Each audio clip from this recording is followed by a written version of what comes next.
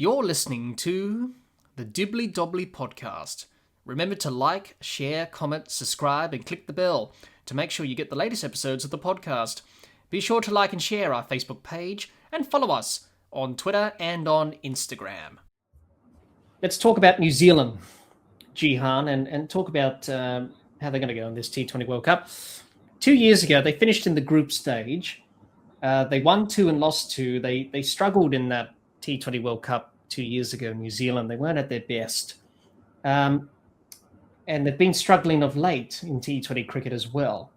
But I suppose they have some players who've played in the BBL. They've done pretty well. Finn Allen for the Perth Scorchers scored 100, hit the most sixes in the BBL season. I think he was leading run scorer as well.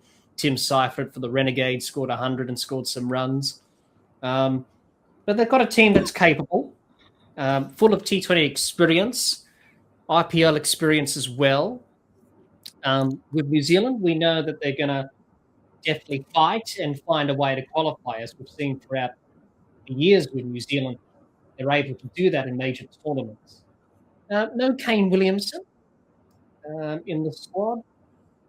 I'm pretty sure he's retired from T20 cricket, I think. Kane Williamson? I think he has. So he's not there, but they've got players who can fill his place and all that stuff as well in New Zealand. So you would think they should qualify in Group D, but as we've talked about before, it could be a tough challenge with Afghanistan and South Africa. You would think they should beat Canada and the UAE, but they need to win either one against South Africa or Afghanistan to be a chance of qualification. So, Jihan, thoughts on New Zealand? How do you think they're going to go in this T20 World Cup?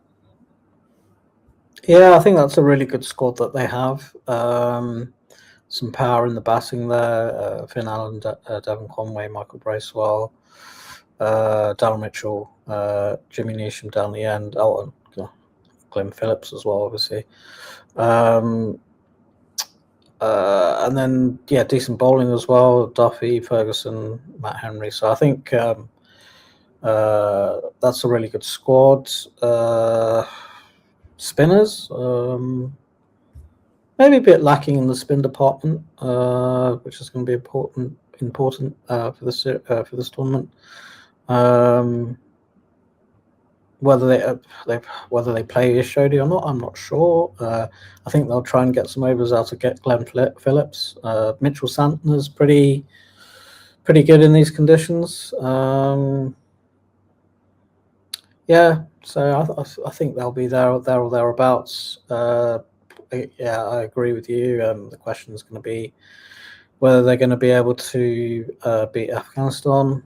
I think they will. I think they'll get through. I'll get through to the semis. Just with the semis, who they're going to come up against. So they'll be in the group with England. So I think they'll get.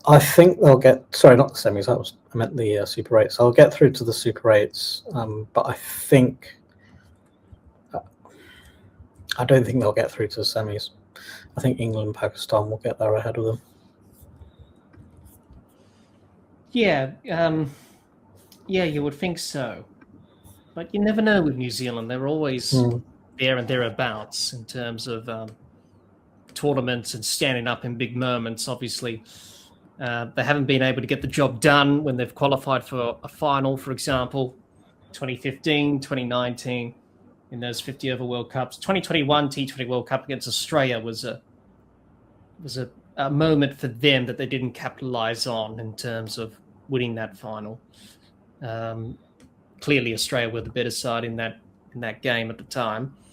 But they've got experience and they've got T20 players who can definitely make an impact. Their batting's pretty good. Their bowling's good. It's just whether or not they can match it with South Africa and Afghanistan in their group. Definitely going to win against Canada and the UAE. It's just a matter of South Africa and Afghanistan. If they can win at least one of those games, they're pretty much certain to go through, dependent on the other results that happens in the group.